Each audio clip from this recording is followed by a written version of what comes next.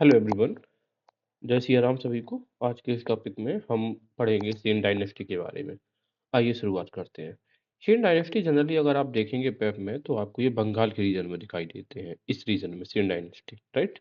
लेकिन ओरिजिनली अगर हम बात करेंगे तो ये जो दक्कन है कर्नाटका, वहाँ से बिलोंग करते थे और वहाँ से ब्रह्म क्षत्रिय थे। अब ब्रह्म क्षत्रिय कौन होता है? शुरुआत में जनरली वो ब्राह्मण धर्म से थे, ब्राह्मण वर्ण से थे, लेकिन बाद में उन्होंने क्षत्रियों का वर्ण अपना लिया। यानी कि शुरुआत में पठन पाठन का काम करने वाले लोग बाद में उन्होंने शस्त्र धारण कर लिए। और इस बात की जानकारी हमें द्योपाड़ा जो प्रशस्ति है विजय सेन की, वहां से प्राप्त होती है। तो एक तो यही चीज याद रखना है कि द्योपाड़ा प्रशस्ति है किसकी? विजय सेन की। चलिए आगे देखते हैं। सामंत सेन को सेन वंश का फाउंडर माना जाता है। याद कैसे करेंगे? सा से सेन, सा से सामंत। विजय सेन के बारे में बात करेंगे जो उनका पहला शासक आता है। ये पहला इंपॉर्टेंट रूलर हुआ करता था इस डायनेस्टी का, विजय सेन। सामंत सेन के बाद कौन आ जाएगा? Vijay Sen. Account of conquest of Vijay Sen. Vijay Sen की एक प्रशस्ति है जिसको हम बोलते हैं देवपाड़ा प्रशस्ति। इतिहास में प्रशस्तियां बहुत ज्यादा है। जैसे हमने पढ़ा था ग्वालियर प्रशस्ति, इसकी नागवट फर्स्ट का, मेहरबूज, मेहरबूज का। Account of conquest of Vijay Sen. तो विजय सेन की जो देवपाड़ा प्रशस्ति है उसमें इसने किन लड़ाइयों को जीता है उनके बारे में चर्चा की गई है, उनका विवरण हमें वहां से प्राप्त होता है। अब प्रश्न आता है कि देवपाड़ा प्रशस्ति को लिखा किसने था? तो उसका लेखक है वो है उमापतिधर। उमापतिधर से एक चीज और क्लियर होती है कि जो सेन वंश के शासक थे जनरली ये भगवान शिव को मानने वाले थे। ये भी चीज याद रखना, ये भगवान शिव के प्रति इनका समर्पण था। सामंत सेन, विजय सेन, फिर शासक आता है बल्लाल सेन। बल्लाल सेन का कार्यकाल 1158 से 1178 ईस्वी तक रहा। ने जाति प्रथा व कुलीन प्रथा को संगठित किया तथा कुलीनवाद नामक सामाजिक आंदोलन चलाया। ये बहुत इंपॉर्टेंट हो जाता है कि कुलीनवाद नामक सामाजिक आंदोलन चलाने वाला कौन था? तो बल्लाल सेन था। तो हम याद कैसे इसे रखेंगे? तो बल्लाल जब भी हम पढ़ते हैं तो हमारे दिमाग में आता है बाहुबली वाला बल्लाल। और बाहुबली वाला बल्लाल जो है वो जनरली कुलीन लोगों के लिए ही काम करता था, या उसने कुलीन ऑर्गेनाइजेशन बना के रखा था, ऐसे याद कर सकते हैं।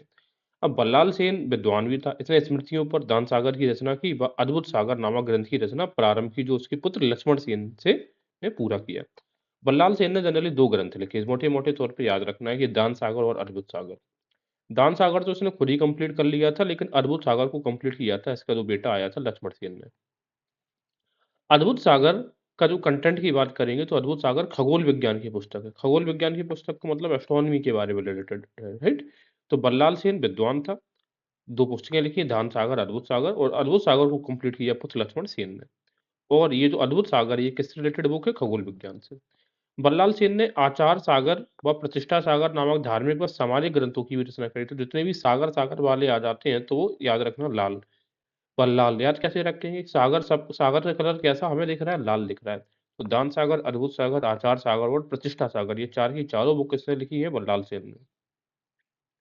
बल्लाल सेन ने गोडेश्वर, निशंक शंकर आदि उपाधियां धारण करी। अच्छा, निशंक शंकर तो मैंने अभी आपको बताया ही था, ठीक है, क्योंकि ये जो सेन वंश के शासक थे इन्होंने भगवान शंकर के प्रति अपनी जो आस्था वो प्रकट करी है।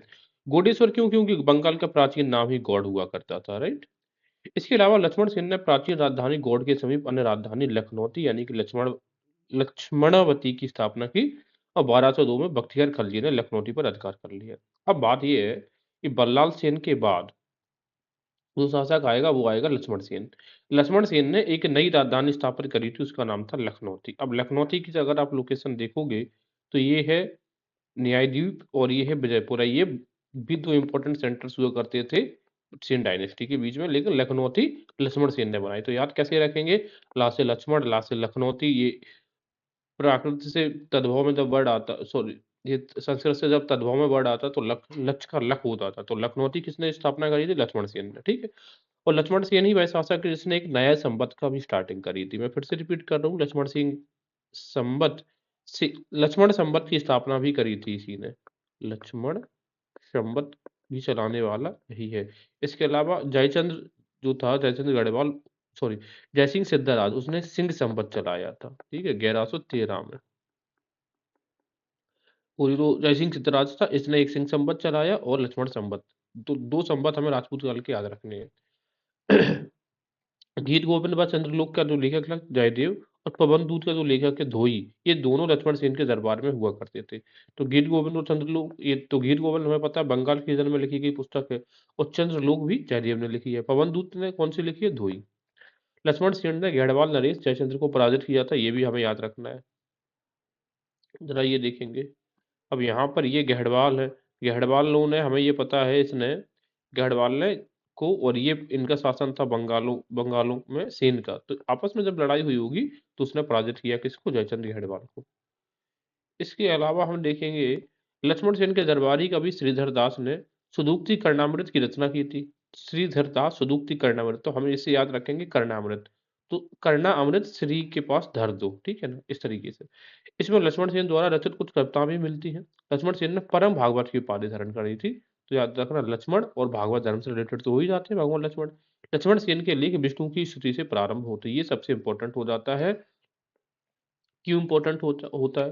देखो, इनमें जनरली जो सेन वंश के लोग थे वो सबके सब शिव को मानते हैं, लेकिन लक्ष्मण एकमात्र ऐसा था जो भगवान विष्णु का आराध्य था। इसने भगवान विष्णु से रिलेटेड जो उपाधि थी परम भागवत, वो भी धारण करी, और इसके जो लेख हैं वो विष्णु की स्तुति से भी प्रारंभ होते हैं। तो ये क्वेश्चन जो अपवाद हो जाता है कहीं पे भी, वो एग्जामिनर जरूर पूछता है। तो लक्ष्मण सेन के लेख विष्णु की स्तुति से प्रारंभ होते हैं। लक्ष्मण सेन अपने वंश के विपरीत वैष्णव धर्म का अनुयायी था, ये भी हमने डिस्कस किया। ब्राह्मण सर्वस्व का जो लेखक था उसका नाम क्या था? हलायुध। लक्ष्मण सेन का प्रधान न्यायाधीश व मुख्यमंत्री था, तो इसका न्यायाधीश यानी कि जज हुआ करता था कौन? हलायुध। हलायुध ने क्या किया है? लिखी है पुस्तक ब्राह्मण सर्वस्व। लक्ष्मण सेन ने लक्ष्मण संवत चलाया, यह भी हमने डिस्कस करी थी, ये कई बार क्वेश्चन पूछा जाता है। उसकी राज्यसभा में 5 रत्न थे, कौन कौन? जयदेव, धोई, श्रीधर दास, हलायुध और उमापति धर। ये अभी हम ऊपर पढ़ के आए हैं सभी को। सेन शासक जनरली शैव धर्म के अनुयायी थे, और विजय सेन ने देवपाड़ा में प्रद्युम्नेश्वर शिव का शानदार मंदिर बनवाया था। यही पूछ सकते हैं कि प्रद्युम्नेश्वर शिव का मंदिर बनवाने वाला कौन? विजय सेन। ठीक। अब हम जरा एक बार इनका क्रम देख लेते हैं, कौन किसने शासन किया। सबसे पहले जो इनका स्थापना करता है शासक सामंत सेन, फिर विजय सेन आएगा। विजय सेन के बाद कौन आ जाएगा? बासे विजय, बासे बल्लाल सेन। बल्लाल सेन के बाद कौन आ जाएगा? लक्ष्मण सेन। ठीक है, और लक्ष्मण सेन के टाइम पे ही इसने, लक्ष्मण सेन, हमें बस ऐसा याद रखना कि लक्ष्मण सेन सबसे लास्ट में है, और ये सामंत सेन सबसे पहला है। लक्ष्मण सेन के टाइम पे बख्तियार खिलजी ने ये लखनौती पर अधिकार कर लिया था। That's it.